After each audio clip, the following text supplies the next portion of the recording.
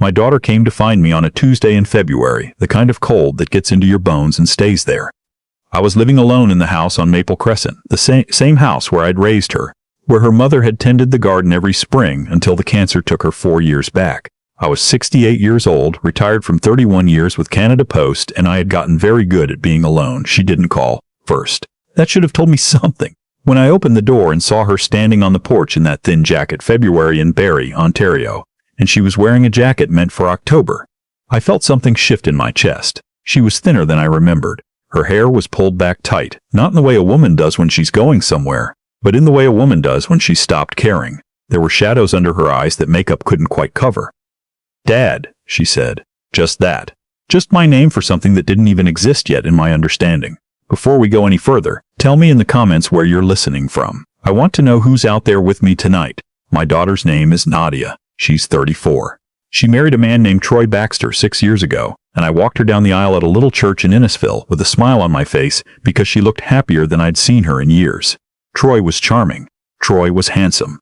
Troy knew exactly what to say to a father who just wanted his daughter taken care of. I let her in and put the kettle on, the way you do, and she sat at the kitchen table with her hands wrapped around a mug she wasn't drinking from, and slowly, piece by piece, the way you pull a bandage off, when you can't stand to do it fast, she told me what her life had looked like for the past 3 years. Troy didn't hit her, not with his hands, not in ways that left marks you could photograph. He had other methods. He controlled the money. Her paycheck from the dental office where she worked went directly into a joint account he managed. She got an allowance, $60 a week, for a grown woman, her own money, and she got $60 a week and had to account for every cent.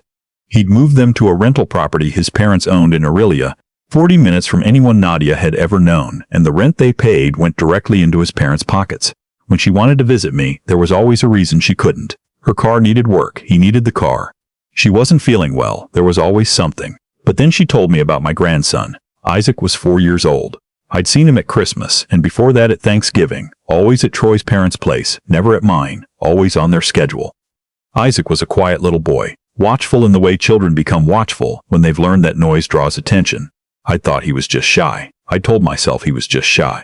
Nadia told me that Troy's mother, a woman named Roberta Baxter, had started coming to the house 3 or 4 times a week, that Roberta would walk in without knocking, criticize how Nadia kept the house, criticize how she cooked, criticize how she spoke to Isaac, that Troy's younger brother, a 28-year-old named Shane, who still lived with his parents, had started coming along, and Shane liked to drink in the afternoon and say things to Nadia that I am not going to repeat because she's my daughter and I cannot say those words in the same sentence as her name. Last week, she told me, Isaac had reached for a cracker from Shane's plate and Shane had shoved him. Not hard enough to leave a bruise. Just hard enough to make a 4-year-old boy sit down hard on the kitchen floor and look up with his eyes wide, trying to figure out what he'd done wrong. Nadia had picked him up. Roberta had told her she was coddling him. Troy had said nothing.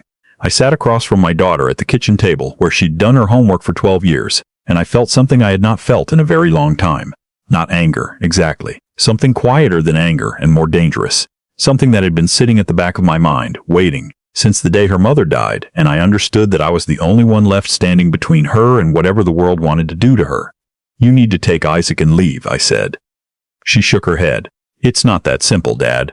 The money. I have money. The house is in Troy's name. My car is in his parents' name. I don't have access to our savings without him."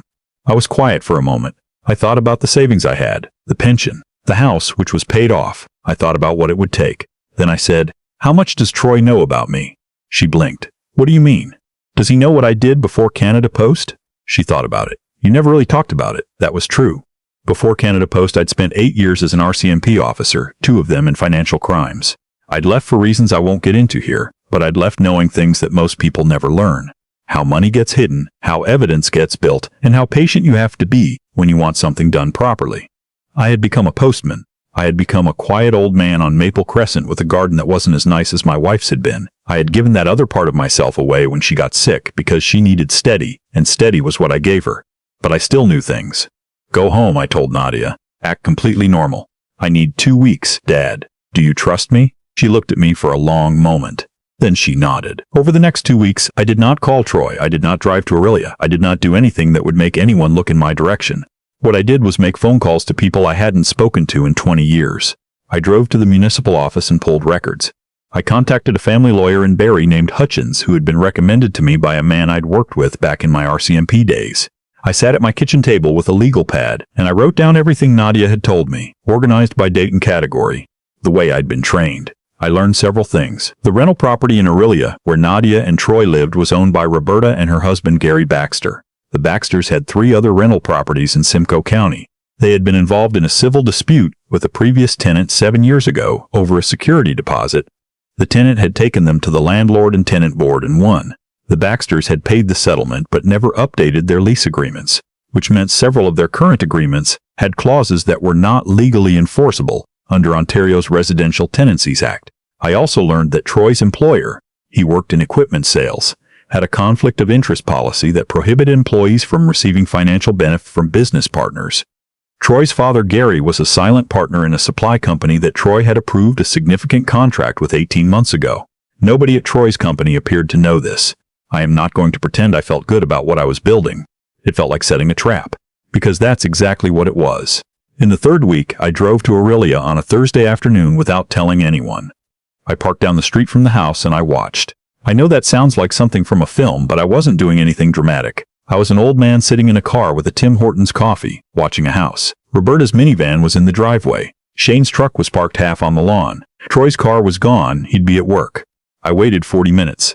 Then I walked up and knocked on the door. Nadia answered.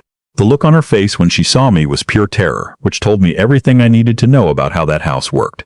Dad, you can't be here. I came to see my grandson, I said, loudly enough. Is there a reason I can't see my grandson? Roberta appeared behind Nadia with the posture of a woman who owns things. She was in her early 60s, well-dressed in the casual way of someone who wants you to know they don't need to try.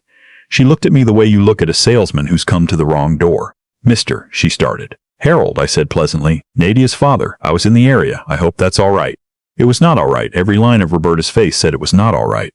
But she couldn't say that to a grandfather who'd driven 40 minutes to see his 4-year-old grandson, so she stepped back and let me in. The house was clean in a surface way. The kind of clean that exists in the parts of a house where guests go. Isaac was in the living room with a coloring book, and when he saw me, his face did something that I had to look away from for a moment because it was too much, and I didn't want anyone in that room to see what it did to me. He scrambled up and came at me at full run, and I caught him and held him, and over his shoulder I watched Roberta watching us. Shane was in the kitchen, beer open at 3 in the afternoon, watching something loud on his phone without headphones. He glanced at me once and looked back at his phone. I stayed for 90 minutes. I played cars on the floor with Isaac. I had tea that Nadia made with shaking hands. Roberta stayed in the kitchen, speaking to Shane in a low voice I was not meant to hear but that I heard anyway, because 68 years old does not mean deaf. Think, she called him. Troy's going to be furious. Who does he think? When I stood to leave, I crouched down to Isaac's level, and I told him that Grandpa would see him very soon, that I promised. Isaac held onto my sleeve for a moment longer than a 4-year-old boy should need to hold on to a grandfather he sees regularly. That held me together for the drive home and fell apart somewhere on Highway 400 where nobody could see me.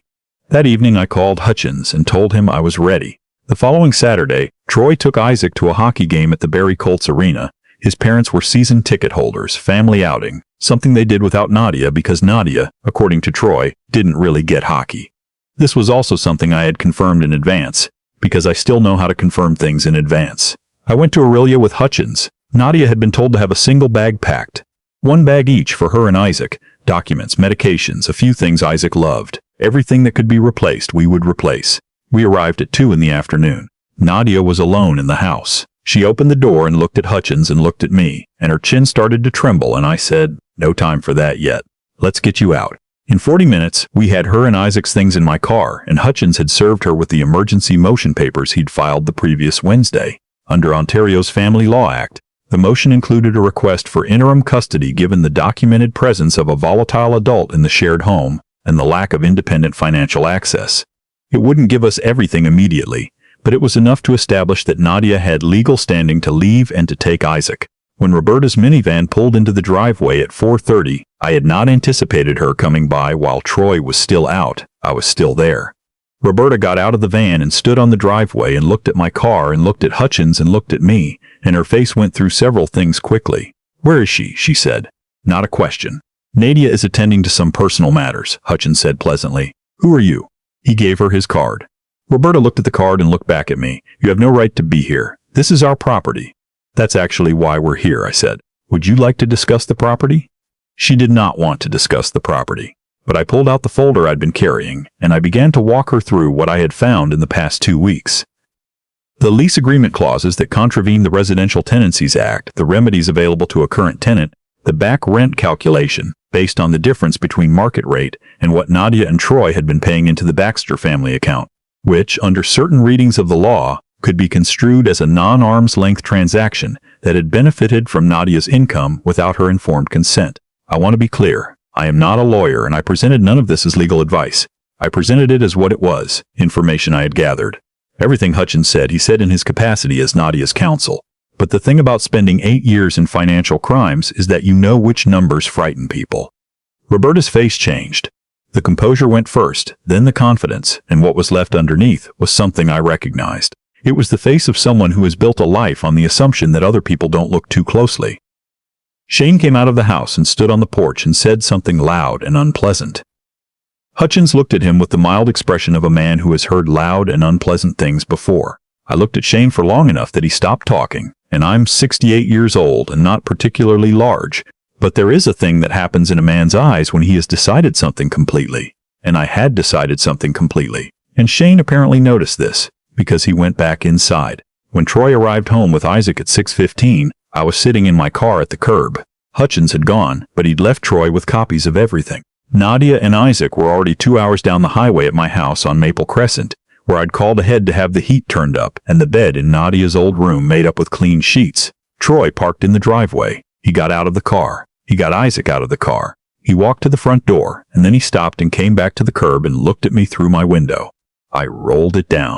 He was 37, tall, had the kind of face that had been handsome long enough that he expected it to keep working for him. He looked at me the way men like him look at old men, assessing and finding nothing that concerned him. "You need to leave," he said.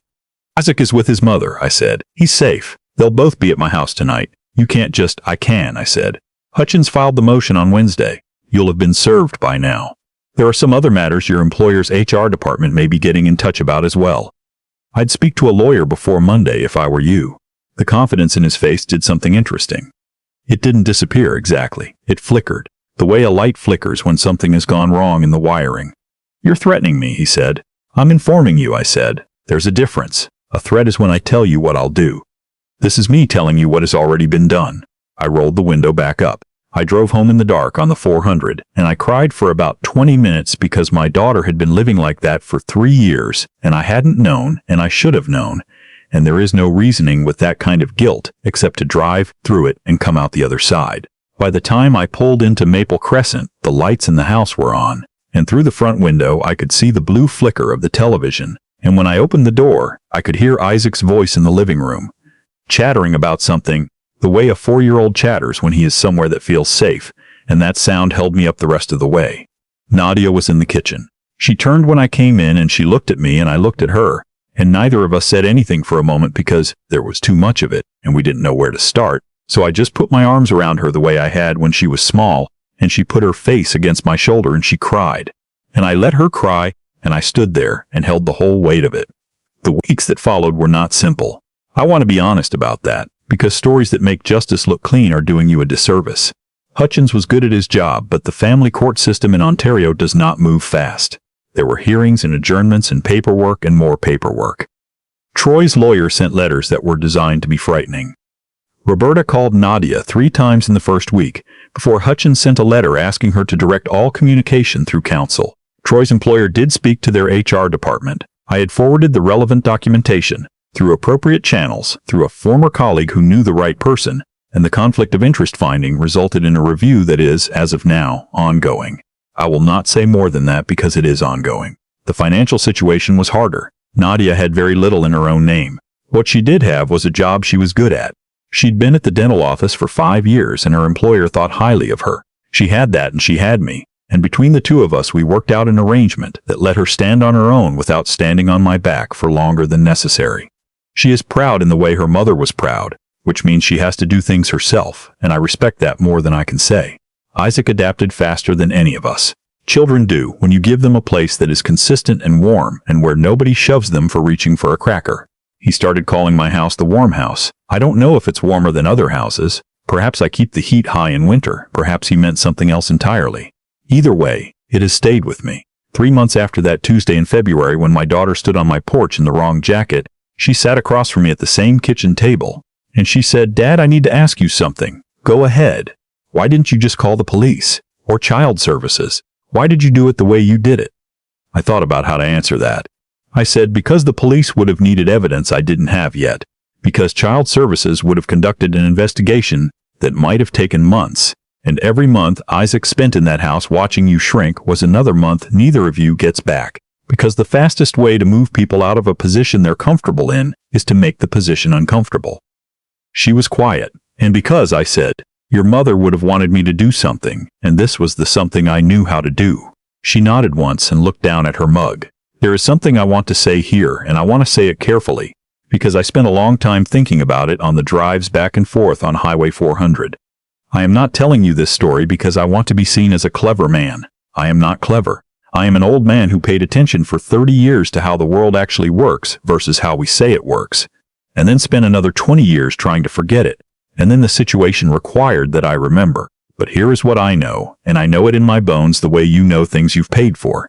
The moment you decide that patience is weakness, you've already lost. The moment you walk in loud and angry and certain, you give everyone in that room a reason to dig in. Power does not announce itself. Power does its work quietly, on a Tuesday, at a kitchen table, with a legal pad and a phone and enough time to think. I am 68 years old. I am a widower.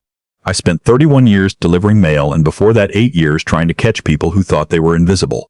I am very good at being underestimated. There is a particular kind of person in this world, and you've met them, you know the type, who looks at someone like me and sees nothing that concerns them, who assumes that age is a kind of weakness, that quiet is a kind of surrender, that a man who drives a 7-year-old Civic and keeps his head down has nothing left that can hurt them. These people make a consistent error. They confuse what they can see with what there is. What I have is time. What I have is patience. What I have is the memory of my wife's face every morning for 38 years, and my daughter's face when she was 2 days old and I held her for the first time, and my grandson's face when he came at me at full run across a living room where he'd learned to be small.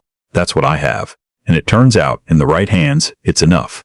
Isaac started junior kindergarten in September. He goes to the school 2 streets over from Maple Crescent, the same school his mother went to, and I walk him there in the mornings when it isn't raining and sometimes when it is. He carries a backpack with a moose on it that he picked out himself from the Walmart on Dunlop Street. He has a best friend named Carter who lives on the next block and who comes over on Fridays to play in the backyard. Last week he found a stick in the yard that he decided was a sword, and he stood in the middle of the lawn and held it up with both hands and announced to nobody in particular that he was a knight, and it was his job to protect the kingdom. I watched him from the back porch with my coffee and I thought, yes, that's exactly right. That's exactly right.